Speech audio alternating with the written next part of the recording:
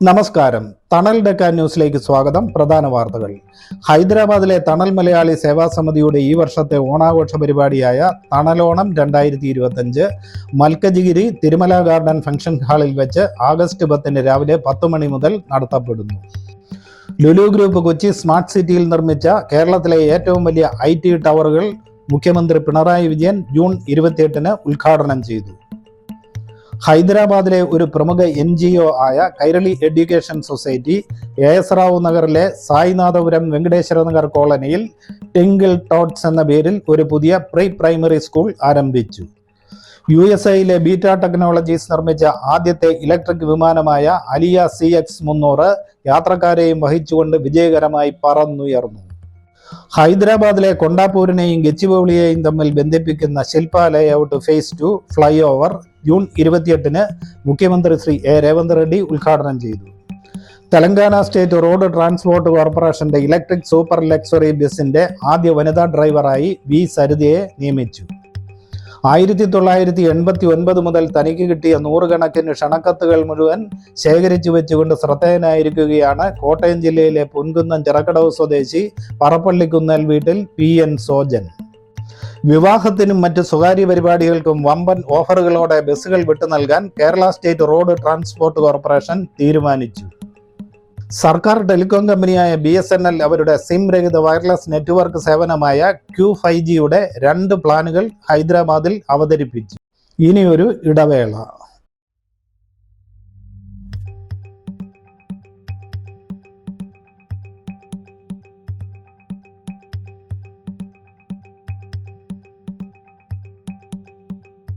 വാർത്തകൾ വിശദമായി. ഹൈദരാബാദിലെ തണൽ മലയാളി സേവാ സമിതിയുടെ ഈ വർഷത്തെ ഓണാഘോഷ പരിപാടിയായ തണലോണം 2025 മൽക്കജിഗിരി തിരുമല ഗാർഡൻ ഫംഗ്ഷൻ ഹാളിൽ വെച്ച് ആഗസ്റ്റ് 10 രാവിലെ 10 മണി മുതൽ നടത്തപ്പെടുന്നു.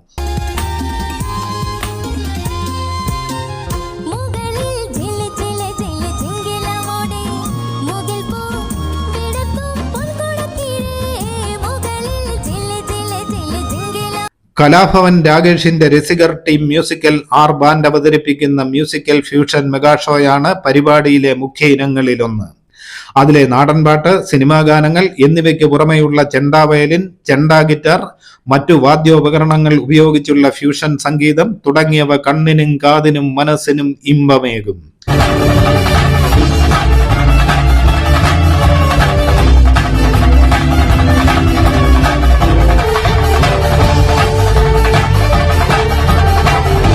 ഗസ്റ്റ് ആർട്ടിസ്റ്റായി എത്തുന്ന പ്രശസ്ത സിനിമാ നടനും മിമിക്രി താരവുമായ പാഷാണം ഷാജിയുടെ സ്കിറ്റുകളും നാടൻപാട്ടും കോമഡി ഷോയും പൊട്ടിച്ചിരിയുടെ മാലപ്പടക്കത്തിന് തിരികൊളുത്തും. എന്റെ ദൈവമേ, അവൻ ഇവിടെ എത്തിയ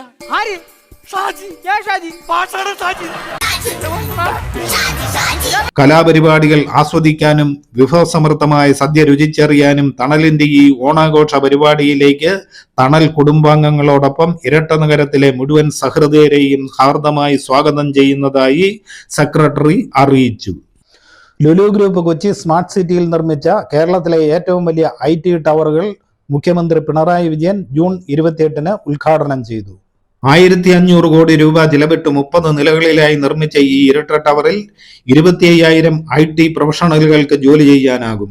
2000-ഓളം പേർക്ക് ഇരിക്കാവുന്ന ഫുഡ് കോർട്ട്, കുട്ടികൾക്കായുള്ള ക്രഷ് സൗകര്യം, gym, cafe, electric vehicles charging പോയിന്റുകൾ, ഡേറ്റാ സെന്റർ സൗകര്യം, അതിവേഗ ലിഫ്റ്റുകൾ, വമ്പൻ ഓഡിറ്റോറിയം, കേന്ദ്രീകൃത AC മാലിന്യ സംസ്കരണ പ്ലാന്റ്, മഴവെള്ള സംഭരണി തുടങ്ങിയവയെല്ലാം ഈ ഇരട്ട ടവറുകളിൽ ഉണ്ടാകും.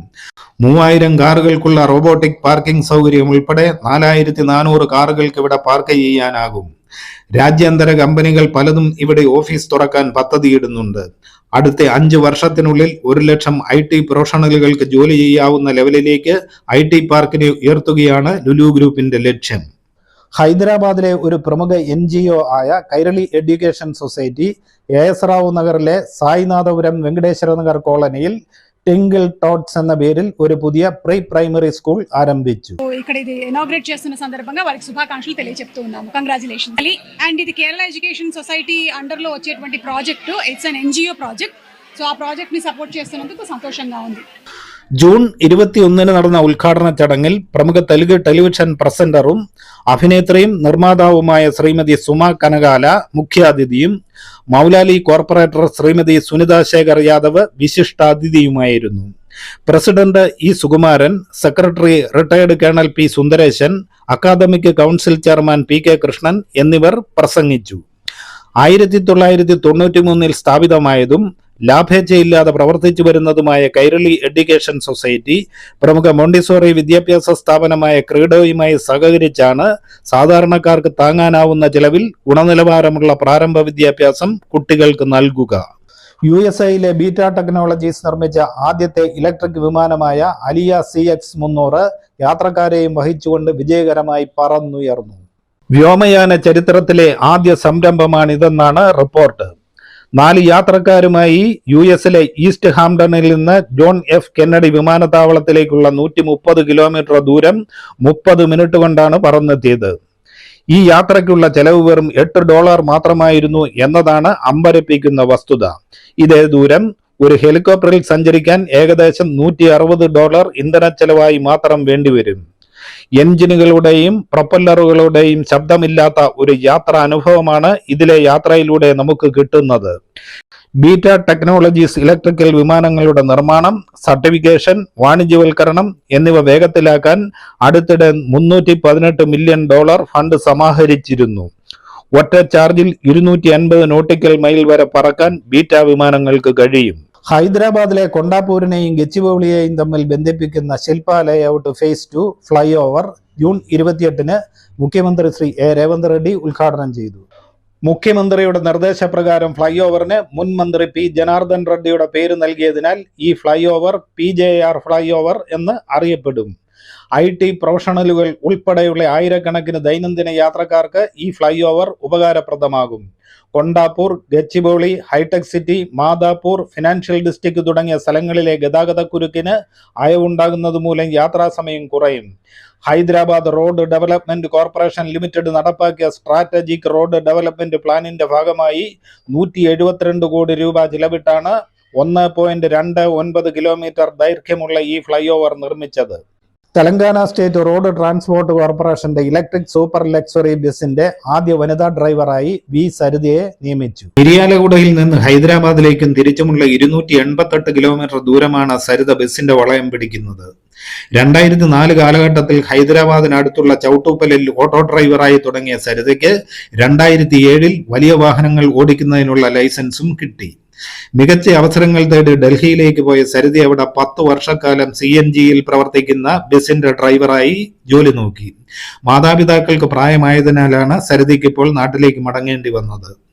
ഒരു സ്ത്രീ എന്ന നിലയിൽ എനിക്ക് ഈ ജോലി ചെയ്യാൻ കഴിയുമോ എന്ന് ആളുകൾക്ക് സംശയമുണ്ടായിരുന്നു. പക്ഷെ എന്റെ ആത്മവിശ്വാസം എന്നെ തളർത്തിയിരുന്നില്ല. യാദാദ്രി ഭുവനഗിരി ജില്ലയിലെ സിത്യതാണ്ട സ്വദേശി സരിത പറഞ്ഞു. 1989 മുതൽ തനിക്ക് കിട്ടിയ 100 കണക്കിന് ക്ഷണക്കത്തുകൾ മുഴുവൻ ശേഖരിച്ചു വെച്ചുകൊണ്ട് ശ്രദ്ധേയനായിരിക്കുകയാണ് കോട്ടയം ജില്ലയിലെ പൊൻകുന്നം ചിറക്കടവ് സ്വദേശി പറപ്പള്ളിക്കുന്നൽ വീട്ടിൽ PN സോജൻ. നാണയങ്ങൾ, സ്റ്റാമ്പുകൾ, പത്രങ്ങൾ എന്നിവയെല്ലാം സൂക്ഷിക്കുന്നവരെ നാം കണ്ടിട്ടുണ്ട്. എന്നാൽ കഴിഞ്ഞ 36 വർഷങ്ങളായി തനിക്ക് കാർഡ് രൂപത്തിൽ കിട്ടിയ ക്ഷണക്കത്തുകൾ, അത് വിവാഹം, ഗൃഹപ്രവേശം, ബർത്ത്ഡേ എന്തുമായിക്കൊള്ളട്ടെ, എല്ലാം ഈ റിട്ടയർഡ് BSNL ഉദ്യോഗസ്ഥന്റെ ശേഖരത്തിലുണ്ട്. കാലം മാറിയപ്പോൾ അച്ചടി കുറയുകയും ഡിജിറ്റൽ സംവിധാനങ്ങളിലേക്ക് കാര്യങ്ങൾ കുറെയൊക്കെ മാറുകയും ചെയ്തതായി സോജൻ പറയുന്നു. 1989 ആരംഭിച്ചെന്നാണ് ഓർമ്മ. സഹോദരിയുടെ വിവാഹം അന്നായിരുന്നു. അന്നാണ് തുടങ്ങിയത്. അവളുടെ കല്യാണക്കുറി എടുത്തു വെച്ചു. ഇപ്പോൾ ഏതാണ്ട് ഒരു 10-35 വർഷം. അത് കുറേ നഷ്ടപ്പെട്ടും പോയി. അല്ലെങ്കിൽ ഇതിലധികം കുറികൾ കാണുമായിരുന്നു. കാർഡ് ശേഖരണത്തിൽ മാത്രമല്ല, ജനോപകാരപ്രദങ്ങളായ കാര്യങ്ങൾ ചെയ്യുന്നതിലും ഈ 61കാരൻ മുൻപന്തിയിലാണ്. 2024 BSNL സർവീസിൽ നിന്ന് റിട്ടയറായ വേളയിൽ ആർഭാടങ്ങൾ മാറ്റിവെച്ചുകൊണ്ട് ഓരോ കുട്ടിക്കും 5650 രൂപ വീതം ചെലവിട്ടുകൊണ്ട് 20 കുട്ടികളുടെ പഠനത്തിനാവശ്യമായ ഇന്റർനെറ്റ് കണക്ഷൻ നൽകി. പിന്നീട് സോജന്റെ ഈ ആശയം BSNL ഏറ്റെടുക്കുകയും നിർധനരായ കുട്ടികൾക്കായി വിദ്യാമിത്രം പരിപാടി ആവിഷ്കരിക്കുകയും ചെയ്തു. സോജൻ ചെയ്തിട്ടുള്ള നിരവധി നല്ല കാര്യങ്ങൾ ഇനിയും ഏറെയുണ്ട്. എന്തിനധികം, മരണാനന്തരം തന്റെയും ഭാര്യ ബിന്ദുവിന്റെയും മൃതദേഹം പഠനാവശ്യങ്ങൾക്കായി കോട്ടയം മെഡിക്കൽ കോളേജിന് വിട്ടു നൽകാനും ഈ മാതൃകാ ദമ്പതികൾ തീരുമാനിച്ചിരിക്കുകയാണ്. വിവാഹത്തിനും മറ്റ് സ്വകാര്യ പരിപാടികൾക്കും വമ്പൻ ഓഫറുകളോടെ ബസ്സുകൾ വിട്ടു നൽകാൻ Kerala state road transport corporation തീരുമാനിച്ചു. ചിലവ് കുറച്ച് അധിക വരുമാനം നേടുക എന്നതാണ് ലക്ഷ്യം.